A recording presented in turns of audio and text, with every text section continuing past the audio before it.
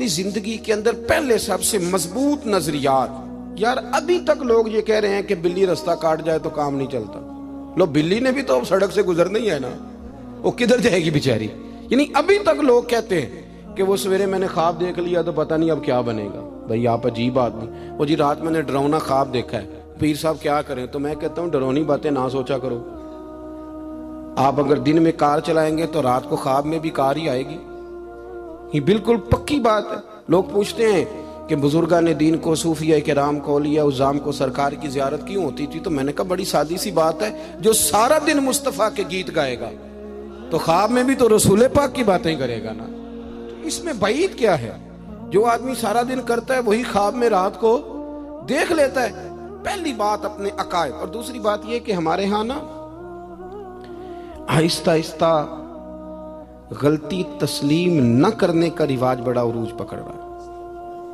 ہم ڈٹے ہوئے لوگ ہیں. سرکار نے فلاح انسانیت کے لیے جو دوسرا کام کیا نا, وہ لوگوں کو احساس دلایا ہے کہ اگر غلطی ہو جائے تو تم نے بندوں کے سامنے اپنے آپ کو کلیئر نہیں کرنا, تم نے تو رب کے سامنے اپنے آپ کو کلیئر کرنا.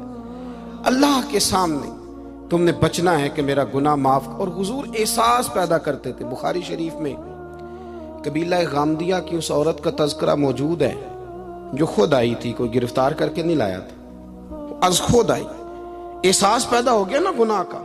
یہاں بہت ساری غلطیاں کر کے بھی لوگ جب اپنی بات کرتے ہیں تو کہتے ہیں کبھی یاد تو نہیں کسی کے ساتھ زیادتی کی ہو, یاد تو نہیں کبھی کسی کا. بھئی آپ نے اتنے بڑے ولی ہونے کا دعویٰ کر دیا.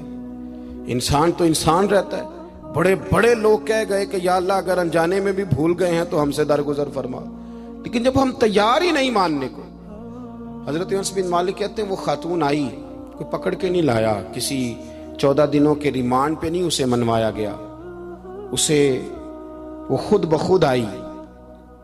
اور کریم محبوب علیہ السلام کے سامنے جب وہ کھڑی ہوئی تو اتنے درد سے میں نے کم لوگ روتے دیکھے ہیں جس درد سے وہ روئی. عرض کرنے لگی حضور میں غلطی کر بیٹھی ہوں, مجھ سے زنا ہو گیا, مجھے پاک کر دے. تو محبوب کریم علیہ السلام نے فرمایا تو کیسے ثابت کرے گی تو نے گناہ کیا؟ یعنی مجرم کو ثابت کرنا پڑ رہا ہے کہ میں گناہ گار. یہ وہ کمال ہے کہ انسانوں کو احساس ہونے لگے کہ یہاں ہم غلط ہیں. جب اعتراف جرم ہوتا ہے, جب بیماری کی تشخیص ہوتی ہے تو پھر اس کا علاج بھی ہو جاتا ہے. حضرت انس بن مالک کہتے ہیں وہ عرض کرنے لگی حضور میرے پیٹ میں ناجائز بچہ ہے. حضور نے فرمایا جا جب بچہ پیدا ہو تو پھر آنا. وہ 8 ماہ کے بعد آئی تو اس کی گود میں پھول سا بچہ تھا.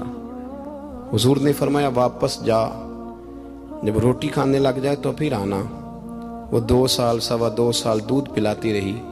پھر جب آئی تو بچے کے ہاتھ میں روٹی کا ٹکڑا تھا.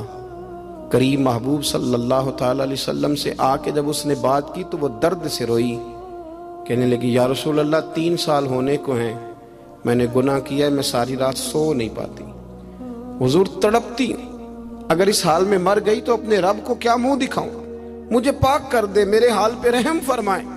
محبوب کریم صلی اللہ علیہ وسلم نے بچہ ایک صحابی کو دیا, فرمایا بچوں کی طرح پالنا, اور کہا اسے لے جاؤ, پتھر مار مار کے اسے سنسار کر دو. صحابہ کہتے ہیں اسے پتھر لگ رہے تھے اور حضور بے چینی کے ساتھ ٹہل رہے تھے. آ کے خبر دی حضور وہ تو وصال کر گئی, انتقال ہو گیا. فرمایا یہاں تک تو بات اس کی تھی. حضرت انس بن مالک کہتے اب محبوب کریم نے صحابیات سے فرمایا اسے غسل دو, کفن پہناؤ, جنازہ تیار ہو جائے تو مجھے خبر کرنا. حضرت انس بن مالک کہتے ہیں غسل ہوا, کفن ہوا, جنازہ تیار ہوا تو حیران ہم تب ہوئے جب میرے محبوب نے فرمایا صفے بناؤ, میں خود جنازہ پڑھاؤں گا, میں خود جنازہ پڑھاؤں گا. اور سرکار نے جنازہ پڑھایا تو ایک شخص کی زبان سے نکلا حضور اس ملعون کا معاذ اللہ جنازہ جس نے ناجائز بچہ جنا, اس کے لیے آپ دعا کر رہے ہیں, جنازہ پڑھا. حضور فرمانے لگے خاموش ہو جاؤ, تم نے گناہ دیکھا ہے اس کا احساس نہیں دیکھا, تم نے غلطی دیکھی ہے لیکن اس کی توبہ کا انداز نہیں دیکھا. اور صاحب کنز العمال نے یہ لفظ نقل کیے ہیں کہ کریم محبوب فرمانے لگے اس نے تو ایسی شاندار توبہ کی ہے کہ اگر میں اپنی ساری امت میں بانٹ دوں تو اللہ سب کی مغفرت فرما دے گا.